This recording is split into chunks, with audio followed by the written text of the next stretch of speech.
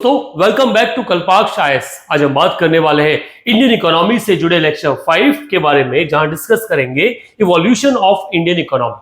4 lecture हमारे complete हो चुके हैं, जिनमें हमने इंट्रोडक्शन को स्टडी किया, देन हमने बात की ग्रोथ एंड डेवलपमेंट के बारे में, जिनमें GDP, GNP, NDP, NNP, national income जैसे जो माइन्यूट कॉन्सेप्ट होते हैं उनको स्टडी किया। शायद उम्मीद हमारी ये है कि यहां तक का डेटा, जो कंटेंट हमने आप लोगों को अवेलेबल करवाया है, वो आपको समझ में आया होगा। अगर कोई क्वेरी अभी भी आपके दिमाग में है तो आप कमेंट बॉक्स में रेज कर सकते हो। हम वीडियो में उसे कवर करने की पूरी कोशिश करेंगे, समझाने की जो पूरी कोशिश है वो करेंगे। दोस्तों, इंडियन इकोनॉमी एक क्रूशियल सब्जेक्ट है इंडियन सिविल सर्विस में, और सिविल सर्विस में मैक्सिमम क्वेश्चन हम यहां से देखते हैं। अगर आप चाहते हैं कि अगली वाली प्रीलिम्स में आपका इंडियन इकोनॉमी से जुड़ा कोई क्वेश्चन गलत ना हो, आप इस टेक्स्ट जो इस वीडियो सीरीज को लगातार फॉलो कीजिए, और हम आपको ये कॉन्फिडेंस देते हैं कि आने वाले समय में ऐसी कोई भी गलती आप नहीं कर पाएंगे इंडियन इकोनॉमी वाले सेगमेंट से। अगर हम रेफरेंस बुक के बारे में बात करें बच्चा, तो हम पहले भी बता चुके हैं, हमने रमेश सिंह को रेफरेंस बुक के रूप में रख रखा है, और उसी के आधार पर मैं आपको चीजें पढ़ा रहा हूं, क्योंकि दोनों चीजें आपके लिए इजी हो जाए। क्योंकि बच्चों के दिमाग में रहता है कि इंडियन इकोनॉमी का बेस्ट सोर्स अगर गूगल करे तो रमेश सिंह का नाम आता है, परंतु जब भी हम उसे पढ़ने बैठते हैं तो हमारे सर के ऊपर से चली जाती है। तो ऐसे बच्चों के लिए सॉल्यूशन है कि आप इस वीडियो लेक्चर सीरीज को चैप्टर बाय चैप्टर कवर कीजिए। आपका रमेश सिंह भी आपको समझ में आएगा। Ramesh Singh in the sense Indian economy by Ramesh Singh भी आपको क्लैरिटी मिल जाएगी, वहां से डाउट आपको नहीं बचेगा। आज हम इवोल्यूशन ऑफ इंडियन इकोनॉमी की चर्चा करने वाले हैं।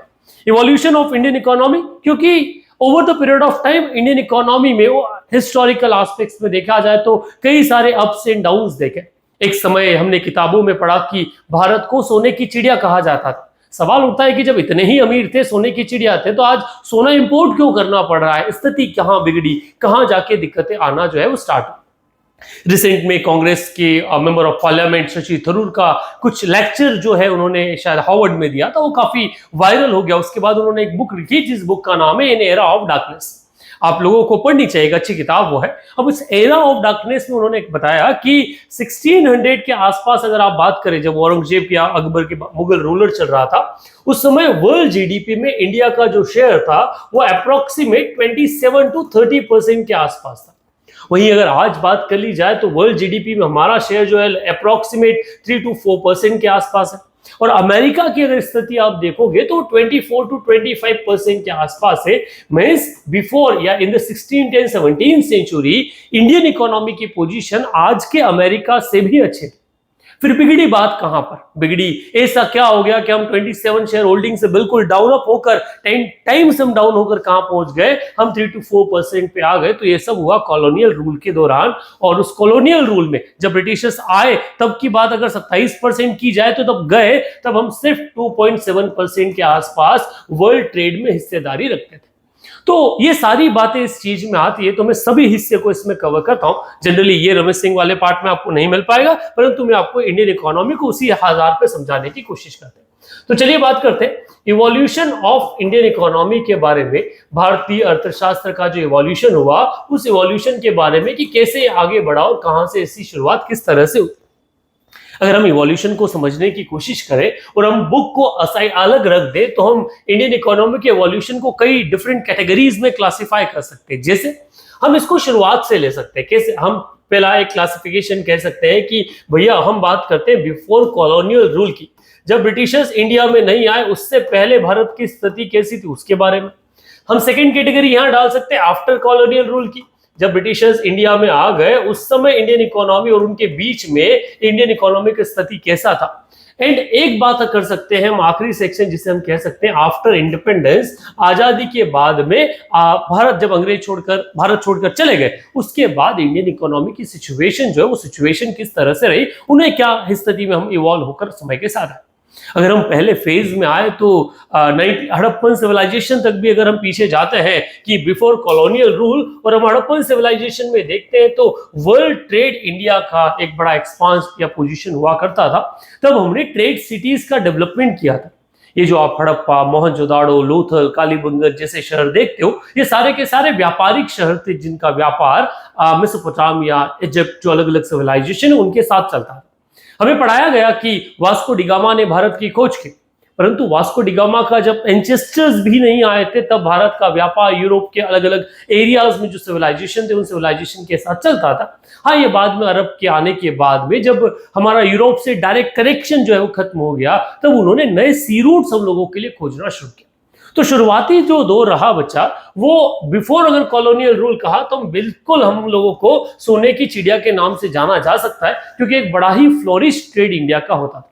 इंडिया से कॉटन जो है, सिल्क हुआ, कॉटन हुआ, टी हुआ, या फिर इसके अलावा और बहुत सारी चीजों को एक्सपोर्ट कहाँ की जाता था, यूरोप एरिया में, जिसमें सबसे बड़ा रोल था पल्सेस का। Sorry, not pulses, the spices. तो स्पाइसेस एक बड़ा सेगमेंट कवर करती थी और भारत एक डेवलप्ड इकोनॉमी के रूप में जाना जाता था। इस डेवलप इकोनॉमी की तरफ आकर्षित होकर आ गए कौन? ब्रिटिशर्स। और जैसे ही ब्रिटिशर्स आए इन्होंने भारत को ही पूर्ण रूप से खत्म कर दिया।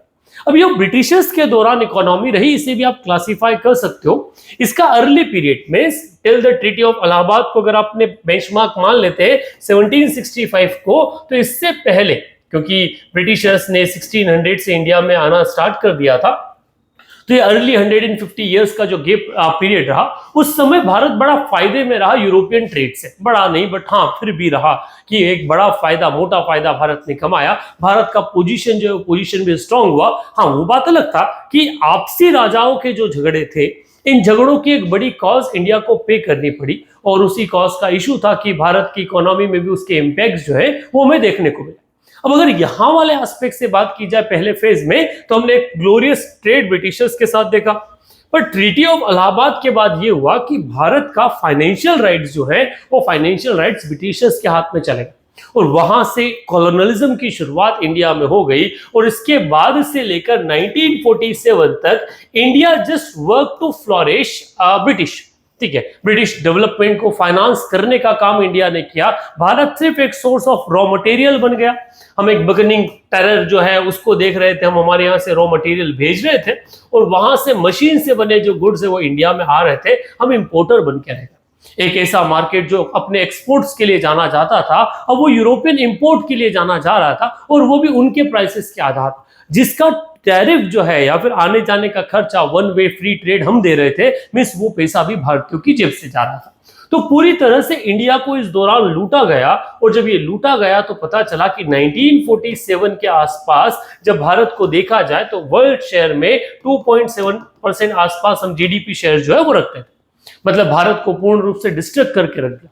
अगर मैं इन्हीं सालों के बारे में बात करूं तो स्थिति यह था कि जहां वर्ल्ड जीडीपी जो है वो 1% से ज्यादा ग्रो कर रही थी, इंडियन जीडीपी का ग्रोथ जो था वो 0.2 या 2% के आसपास हुआ करता था, जो इंडियन इकोनॉमी की ड्रास्टिक सिचुएशन को बताता है। एक ऐसा देश जो कृषि प्रधान था, ब्रिटिशर्स के आने के बाद उसके खेती के लाले, खाने के लाले पड़ गए, उसे गेहूं जो है वो बाहर से इंपोर्ट करना पड़ा। आप भारत की इस दुभर स्थिति को समझ सकते हो कि इस कॉलोनियल रूल में भारत को क्या मिला। कई बार अलग अलग इकोनॉमिस्ट या अलग अलग स्कॉलर्स हैं, वो ब्रिटिशर्स के रूल को, कॉलोनियल रूल को जस्टिफाई करते हुए ये कह देते हैं कि किस तरह से भारत को फायदा मिला, इंडिया को ब्रिटिशर्स ने यूनाइट किया। गाइस, कहीं भी ब्रिटिशर्स का योगदान आपको देखने को नहीं मिलेगा। अगर ब्रिटिशर्स नहीं आते तो हम जैसे थे वैसे होते। हो सकता है हम अलग अलग राज्य में होते, राजस्थान एक अलग देश होता, मध्य प्रदेश एक अलग देश होता, मध्य प्रदेश में होलकर का स्टेट अलग होता, सिंधिया का स्टेट अलग होता, या और कुछ होता। शायद ब्रिटिशर्स नहीं आते तो हमें ट्रेन बाद में मिलती है और कुछ मिलता, परंतु हम जैसे होते अपने आप होते, और शायद ज्यादा फ्लॉरिश होते, क्योंकि इतना लूटा नहीं गया होता। क्योंकि हमको तो गैरों ने लूटा है वाला है, या हमको तो अपनों ने लूटा है, तो दोनों तरह की जो लूटपाट है वो लूटपाट हमको देखने को मिली है, तो वो शायद नहीं मिलती। आखिरी जो सेगमेंट इस पार्ट का आता है वो आता है guys after independence Indian economy का। अगर मैं आफ्टर इंडिपेंडेंस इंडियन इकोनॉमी के बारे में बात करूं तो इसने कई सारे अपहेवल्स जो है वो देखे। इन पिछले 70 सालों में भारतीय अर्थव्यवस्था ने कई सारे चैलेंजेस को फेस कर आज हम विश्व की one of the fastest growing major economy में आते हैं। साथ ही साथ 4th लार्जेस्ट इकोनॉमी की पोजीशन भी हमने अटेन कर ली। और जब यही बात परचेसिंग पावर पैरिटी पे आ जाती है तो इंडिया का जो पोजीशन है वो 3rd पोजीशन पे आता है after after China and America. तो इन दोनों अगर कॉन्सेप्ट के आधार पर बात करो तो भारत ने काफी कुछ इवॉल्व हुआ। अगर इस कॉन्सेप्ट को समझने की कोशिश करें तो इंडियन इकोनॉमी अपने हाथ में 1947 में आया, ठीक है, जब से भारत में इंटरिम सरकार का गठन हुआ, और 1950 में हमने हमारा गणराज्य रिपब्लिक जो उसका एस्टेब्लिशमेंट कर दिया। अब यहाँ के बाद हमने कुछ मेजर डिसीजंस हैं वो लिए। पहला डिसीजन लिया कि हम लोग एक मिक्स्ड इकोनॉमी की तरफ जाएंगे, हम दोनों private public and private part जो है वो साथ साथ प्ले करेंगे। यही वो दौर था जब हमने बात की कि हम लोग क्या करेंगे, तो एक सोशलिस्ट इकोनॉमी जो है उसका फॉर्मेशन करेंगे। साथ ही हमने बोला कि हम एक प्लान्ड इकोनॉमी बनाएंगे, योजनागत तरीके से भारत में इकोनॉमिक डेवलपमेंट पे काम करेंगे। सो ये कुछ बेसिक डिसीजंस हमने शुरुआती समय में लिए। भारत की इकोनॉमी में कई सारे मेजर डिसीजन यहीं से ड्राफ्टेड होते हैं और भारतीय इकोनॉमी के जो वर्तमान के लक्षण आपको देखने को मिलते हैं, उन लक्षणों में भी बहुत सारी चीजें जो आपको over the period of time समझ में आती है कि किस तरह से इंडिया को कुछ जगह पॉजिटिव एस्पेक्ट्स मिलकर आया या कई जगह नेगेटिव चीजें मिली, वो भी आपको यहीं से निकलती है। कई बार लोग बोलते हैं कि सोशलिज्म के कारण हम पीछे रह गए, कोई लोग कुछ और बोलते हैं, परंतु इसमें एक बड़ा रोल जो प्ले किया वो आइडियोलॉजी ने प्ले किया और इसमें सबसे बड़ा पार्ट आता है प्राइम मूविंग फोर्स का। प्राइम मूविंग फोर्स एक ऐसा बल जिसमें आप सबसे ज्यादा फोकस करने वाले हो अपनी इकोनॉमी के अंदर। जब इस बात के चयन की बात आई कि भारतीय इकोनॉमी में प्राइम मूविंग फोर्स क्या होगा, हम सर्वाधिक बल किस इंडस्ट्री पर देने वाले हैं, तो एक डिबेट अराइज हुआ। दो अलग अलग कॉन्सेप्ट निकल कर आए, क्योंकि दो ही क्षेत्र हुआ करते थे। एक क्षेत्र होता था आपका एग्रीकल्चर का कि हमारा प्राइम मूविंग फोर्स एग्रीकल्चर होना चाहिए, और एक तबका जो था वो इंडस्ट्रियलाइजेशन या इंडस्ट्रियल डेवलपमेंट को अपना प्राइम मूविंग फोर्स बनाना चाहता था। उस समय के जितने भी बड़े संस्थान हुआ करते थे, फिर वो वर्ल्ड बैंक हो, IMF हो, इन सबका मानना था कि किसी भी देश की ग्रोथ में सबसे बड़ा रोल अगर कोई प्ले करता है तो इंडस्ट्रियल जो डेवलपमेंट है वो प्ले करता है। और इनका मानना था कि अगर किसी देश को ग्रो करना है, जल्दी ग्रो करना है, तो आप क्या कीजिए, इंडस्ट्रियल डेवलपमेंट को अपना प्राइम मूविंग फोर्स बनाए। पर भारत तो एक गांधी का देश था, गांधी का देश, जो गांधी हमेशा से शुरुआत से क्या कर रहे थे, लोकल डेवलपमेंट की बात कर रहे थे, जो रूरल डेवलपमेंट की बात कर रहे थे, तो साथ ही साथ स्वदेशी के नाम पर वो एग्रीकल्चर डेवलपमेंट जो है उसकी भी बात कर रहे थे। अब ये पूरा डिसीजन करने का जो बॉल थी वो किसके बकेट में थी, तो वो थी जवाहरलाल नेहरू की बकेट में। अब Nehru as a prime minister, उन्हें ये निर्धारित करना था कि भारत का प्राइम मूविंग फोर्स जो है वो क्या होगा, इंडियन इकोनॉमी किस तरह से ड्राफ्ट की जाएगी, आने वाले समय में हमारा खर्च जो है वो खर्च किस पे ज्यादा होगा, हम फोकस हमारा किस चीज पे होगा। जब ये डिसीजन मेकिंग की बारी आई तो नेहरू ने अपने जो भी स्कॉलर्स थे उनके आधार पर ये चूज कर इंडियन इकोनॉमी के प्राइम मूविंग फोर्स के रूप में इंडस्ट्रियल डेवलपमेंट को चुना। इंडस्ट्रियल डेवलपमेंट को चुनते हुए इंडियन इकोनॉमी का जो मेजर सेक्शन है वो कहां पर फोकस कर दिया, इंडस्ट्रियल डेवलपमेंट के ऊपर। मॉडर्न टाइम्स में और उस समय भी इकोनॉमिस्ट इस डिसीजन के लिए नेहरू को क्रिटिसाइज करते हैं। वो कहते हैं कि यही एक बड़ा कारण रहा कि एक ऐसा देश जो कृषि प्रधान होने के बाद भी एक कृषि के लिए या अनाज के लिए भूखा मर गया, उसे अनाज बाहर से इंपोर्ट करना पड़ा, गेहूं इंपोर्ट करने पड़े, और वो भी ऐसे गेहूं मिले, वो भी भीख जैसे गेहूं हमको मिले, ठीक है, शायद भिखारी या लाल गेहूं का कॉन्सेप्ट आप लोगों ने सुना। ये सारी चीजें इसी कारण से निकल कर आए। सवाल होता है क्योंकि जहां एक तरफ भारत जो आजाद होकर इंडस्ट्रियल डेवलपमेंट को अपना प्राइम मूविंग फोर्स चुनता है, वहीं दूसरी तरफ अगर आप चाइना के बारे में बात करते हो जो हमारे ही साथ में आजाद हुआ, वो अपने प्राइम मूविंग फोर्स के रूप में सबसे पहले एग्रीकल्चर को चुनता है। अब चाइना एग्रीकल्चर को चुनता है, पहले खुद का डोमेस्टिक मार्केट डेवलप करता है और डोमेस्टिक मार्केट डेवलप करके फिर वो इंडस्ट्रियल डेवलपमेंट करके आज का विश्व में लीडिंग इंडस्ट्रियल पावर के रूप में बन के आ जाता है। भारत कहां फेल हो गया, अगर ये बात की जाए, इसे क्रिटिसाइज कर या दोनों पॉजिटिव्स एंड नेगेटिव्स को फाइंड आउट किए जाए कि ये जो प्राइम मूविंग फोर्स था इसका भारतीय इकोनॉमी में रोल क्या रहा और योगदान किस तरह से इसने इंपैक्ट किया, तो उसका कॉन्सेप्ट आप यहां से समझ पाओगे कि जब हमने इंडस्ट्रियल डेवलपमेंट पे ज्यादा फोकस कर दिया तो हम भारत का जो सबसे बड़ा असेट था, सबसे बड़ा असेट कि जिसमें हम एग्रीकल्चर कहते हैं, जहां देश की 80% प्लस 90% पॉपुलेशन जो है वो एग्रीकल्चर बेस्ड थी, जो एग्रीकल्चर से अपना लाइवलीहुड अर्न करना चाहते थे, वो लोग लगभग खाली छूट गए। वहीं दूसरी तरफ देखा जाए तो क्या हम इंडस्ट्रियलाइजेशन के लिए तैयार थे, क्या हमारे पास रॉ मटेरियल था, क्या हमारे पास इंफ्रास्ट्रक्चर डेवलपमेंट अवेलेबल था, क्या हमारे पास प्री रिक्विजिट कंडीशंस अवेलेबल थी जिसके थ्रू हम लोग इंडस्ट्रियल डेवलपमेंट पे जा सकते हैं, तो जवाब मिलता है कि नहीं, हम इंडस्ट्रियल डेवलपमेंट के लिए बिल्कुल भी तैयार नहीं थे। क्या भारत में इंडस्ट्रियल गुड का मार्केट था, क्या लोग कंजप्शन के लिए तैयार थे जो प्रोडक्ट आप बनाने वाले हो, तो भी सवाल उठता है कि नहीं, इतना तो मार्केट में पैसा नहीं था जहां हम उसको क्या करें, जा पाए। अब इन दोनों कंडीशन या इन कंडीशंस के आधार पर यह कहा गया कि भारत का यह निर्णय कि हम इंडस्ट्रियल डेवलपमेंट को अपना प्राइम मूविंग फोर्स बनाएंगे, यह सबसे एक गलत निर्णय के रूप में रहा, डिसीजन मेकिंग के रूप में रहा, और जिसका कॉज हमें आज तक शायद भुगतना पड़ता है। हम देखते हैं कि भारत में एग्रीकल्चर डेवलपमेंट की स्थिति अलग अलग जगह अलग अलग तरह पे जाती है। अलग अलग तरह के क्रिटिसिज्म जो है, वो क्रिटिसिज्म इस डिसीजन को लेकर नेहरूवियन डायनेस्टी जो उन्हें फेस करना पड़ता है, कांग्रेस को फेस करना पड़ता है। क्योंकि भारत जो बेसिकली गांधीयन आइडियोलॉजी पर चल रहा था, अब इकोनॉमी में एक नई आइडियोलॉजी को फॉलो कर रहा था, और वो आइडियोलॉजी थी आपकी नेहरूवियन मॉडल ऑफ डेवलपमेंट। मतलब हमने गांधीयन मॉडल ऑफ डेवलपमेंट की जगह हमने जो इकोनॉमी में फॉलो किया वो था आपका कौन सा, नेहरू मॉडल ऑफ डेवलपमेंट। और वही नेहरू मॉडल ऑफ डेवलपमेंट जिस कारण से जो पैटर्न या जो हमने टारगेट सेट कर रखे थे वो शुरुआती 50 साल में हम पूरे करने में फेल हो गए। हमारी इकोनॉमी जहां से चली एक छलांग लगाई और वापस वहीं आके गिर गई। ठीक है, ये वही वाली बात थी कि जहां हमारी इकोनॉमी का शेयर पहले भी कहीं नहीं था, बाद में भी हम कोलैप्स वाली सिचुएशन पर आ गए। हमने फोकस इंडस्ट्रियल डेवलपमेंट पे किया, हमने बड़े बड़े इंडस्ट्रीज लगाई, हमने पब्लिक सेक्टर अंडरटेकिंग्स बनाना शुरू किए, पर ये सारी चीजों को बनाने के बाद भी हमको एक बहुत प्रॉपर या एक पोजीशन जो है वो अचीव करने में फेल होता है। अगर सवाल उठता है कि क्या भारत इंडस्ट्रियल डेवलपमेंट की जगह या इंडस्ट्रियलाइजेशन की बजाय एग्रीकल्चर को प्राइम मूविंग फोर्स चुनता तो क्या होता? तो अगर उस कंडीशन पे हम जाएं और ये कह दें कि भारत ने अगर इंडस्ट्रियल डेवलपमेंट को अपना प्राइम या एग्रीकल्चर को अपना प्राइम मूविंग फोर्स चुना होता तो कहानी शायद अलग होती। कहानी ये होती कि जो भारत में इकोनॉमी वर्तमान में डेवलप हो रही है वो शायद 1960-70s तक डेवलप हो चुकी होती।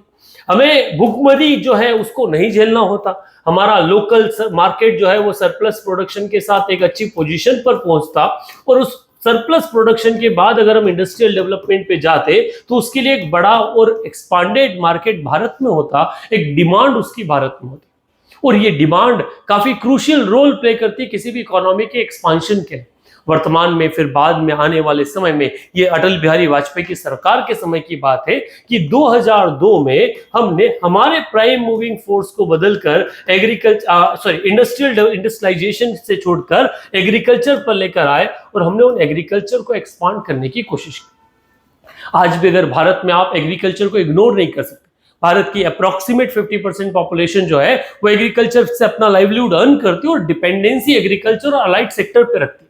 जीडीपी में लगभग 15 to 16% का शेयर जो है वो एग्रीकल्चर का है। तो ये बड़ा मार्केट है जहां आपकी इकोनॉमी का सर्वाइवल जो है वो सर्वाइवल तय करता है। अब हर बार चीजों को डायमेंशन से चेंज नहीं कर सकते, बदल नहीं सकते, वरना विद्रोह की शुरुआत हो जाती। विद्रोह से आपने अभी नेपाल में एक विद्रोह देखा। नेपाल में जेनजी प्रोटेस्ट, कहा गया कि सोशल मीडिया पर बैन के कारण वहां के जेनजी वहां के सरकार के खिलाफ हो गए और उन्होंने एक आतंक मचा दिया, 20 से ज्यादा लोग मारे गए। पर क्या शायद सिर्फ सोशल मीडिया बैन इतना बड़ा कंसर्न हो सकता है? नहीं, इससे पहले उस नेपाल में चल रहा पॉलिटिकल अनस्टेबिलिटी, रैम्पेंट करप्शन और वहां के नेपोकिट की लाइफस्टाइल जो ट्रेंड हो रही थी कि किस तरह से ये पॉलिटिशियन के बच्चे जो हैं ये महंगे महंगे शौक पूरे कर रहे हैं, उनकी इनकम अथा है। और ये सिर्फ वहां तक सीमित नहीं, भारत की भी अगर बात करोगे तो भारत में भी ऐसी नेपोकिट्स वाली जो सिचुएशन है आपको देखने को मिल जाएगी। और यही चीज जो है ये बताता है कि किस तरह से देश में एक अमीर और गरीब का नाचना आता है, किस तरह से करप्शन के कारण इकोनॉमी कोलैप्स हो जाती है। अभी वर्तमान में एक खबर जहां लास्ट टाइम में पढ़ रहा था कि उन्होंने पूर्व प्रधानमंत्री की पत्नी को भी आग लगा के मार दिया। निश्चित ऐसी घटनाएं दुखद है, निंदनीय है, परंतु सरकार को भी ये सोचना चाहिए कि जनता सिर्फ खिलौना नहीं हो सकती। आप अपनी पावर का इस्तेमाल इस आधार पर नहीं कर सकते कि हम हमेशा इन्हें दबाते रहेंगे, हम हमारी ही नीतियों को फॉलो करेंगे, हम कभी इनकी नहीं सुनेंगे। आपको लोगों के सुनना पड़ेगी, आपको लोगों के ओपिनियन समझना पड़ेंगे कि किस तरह से डिमांड लोगों की क्या है और हमें डिमांड के साथ में कैसे आगे बढ़ सकते हैं। आपको प्रशासनिक सर्जरी पर ध्यान देना पड़ेगा, आपको लोगों का विश्वास जीतना पड़ेगा, क्योंकि वर्तमान में भारत के अड़ोस पड़ोस में 4 देश, शुरुआत अगर आप बात करें तो श्रीलंका में देखिए, फिर अफगानिस्तान में आप देखिए, बांग्लादेश आप देखिए, या फिर वर्तमान में नेपाल। चारों देशों में ऐसी पॉलिटिकल अनस्टेबिलिटी, और इन सभी पॉलिटिकल अनस्टेबिलिटी से पहले अगर कुछ आपने देखा तो आपने इकोनॉमिक अनस्टेबिलिटी को देखा था। एक बहुत ज्यादा प्राइस राइज जो है वो देखा था, आपने बहुत ज्यादा कीमतों में बढ़ोतरी जो बढ़ोतरी देखी थी। बढ़ोतरी ये थी कि हमने सुना कि टमाटर का प्राइस जो है वो 5,000-4,000 रुपए पर किलो के आसपास पहुंच गया। ऐसी कंडीशन में शायद ही ऐसा पॉसिबल हो कि कोई आम आदमी जो है वो सरकार पर अपना विश्वास बना के रख पाए। हमारे पड़ोस में हो रहे प्रोटेस्ट से एक सवाल उठता है, सवाल ये उठता है कि क्या भारत में भी इस तरह का प्रोटेस्ट हो सकता है? क्या भारत में भी तख्ता पलट हो सकता है? क्या लोग भारत में संविधान या पार्लियामेंट भवन में घुस के इस तरह की तोड़फोड़ कर सकते हैं? शायद मेरा मानना है कि नहीं, पर आप क्या सोचते हैं एक बार कमेंट बॉक्स में जरूर लिखिएगा कि क्या आपको लगता है कि इस तरह के प्रोटेस्ट से इंडियन इकोनॉमी पर भी इंपैक्ट आ सकता है? जनरली हमारे यहाँ सरकार का तरीका जो है वो थोड़ा अलग रहा है। हमने कभी ऐसी रेडिकल सरकार नहीं देखी जो बिल्कुल ही लोगों को ना माने। हाँ, एक तबके को तो अपने साथ में लेकर चलती है और वो प्रो पीपल एक कुछ नजरियों से एक नया नजरिया निकल कर आता है, परंतु ऐसी स्थिति तो शायद दुभर लगती है। अगर इसी हम कॉन्सेप्ट के बारे में बात करें कि किस तरह से इकोनॉमिक इवोल्यूशन हुआ, तो शुरुआत तो प्राइम मूविंग फोर्स से आती है। इसके अकॉर्डिंग अगर दूसरी साइड में आप देखना शुरू करें तो 1947 के बाद में आपने ये बोला कि हमारी इकोनॉमी हम प्लान्ड इकोनॉमी बनाना चाहते हैं। अब जब आपने प्लानिंग को अपना कॉन्सेप्ट समझा तो उसके बाद में आपने 1956 तक आते आते खुद को सोशलिस्ट वाले ढांचा जो है उस ढांचे में डाल लिया। और प्लानिंग और सोशलिज्म के बाद में धीरे धीरे आपकी इकोनॉमी में कुछ अमूलचंद परिवर्तन आना शुरू हुए। इकोनॉमी जो है वो धीरे धीरे आगे बढ़ने लगी, पर रैपिड कुछ इंसिडेंट्स जो हमने देखे, हमने चाइना के साथ वॉर देखा, बाद में पाकिस्तान के साथ वॉर देखा, हमने 74 के आसपास सैंक्शंस देखे, फिर 98 में फिर हमने सैंक्शंस देखे यूएस की just because of Pokhran nuclear test हमने किया। उसके बाद में हमने इश्यूज फेस किए पाकिस्तान के साथ 99 में जो हमारा वॉर हुआ उस कारण से। और इन सब के बाद भी अगर आज भारत की इकोनॉमी को देखेंगे तो काफी इवॉल्व पोजीशन पे आपको देखने को मिलती है। हम बड़ी एक रिमार्केबल स्थिति में आज हम इस पोजीशन पे कि हम ट्रंप को लगातार चैलेंज कर रहे हैं, कि ट्रंप के टैरिफ को चैलेंज कर रहे हैं कि हम भैया हम झुकने के लिए तैयार नहीं है तुम्हारे सामने, हम हमारे हिसाब से हमारे सॉवरेन इकोनॉमिक डिसीजन से वो ले सकते हैं, अब हम पे दबाव नहीं बना सकते। और ये पावर है इंडियन इकोनॉमी के समय। कई चीजों को हम क्रिटिसाइज करते पर जरूरी नहीं कि हम एक ही स्तर में या एक ही दिशा में सारी चीजों को देखें। सो ये है इवोल्यूशन वाले इस पार्ट से, chapter 3 of the Ramesh Singh या Indian economy by Ramesh Singh. आगे वाले लेक्चर्स में हम प्लानिंग या इन एस्पेक्ट्स को पढ़ेंगे। सेशन कैसा लगा आप कमेंट बॉक्स में जरूर लिखिएगा। That's it for today, thank you very much.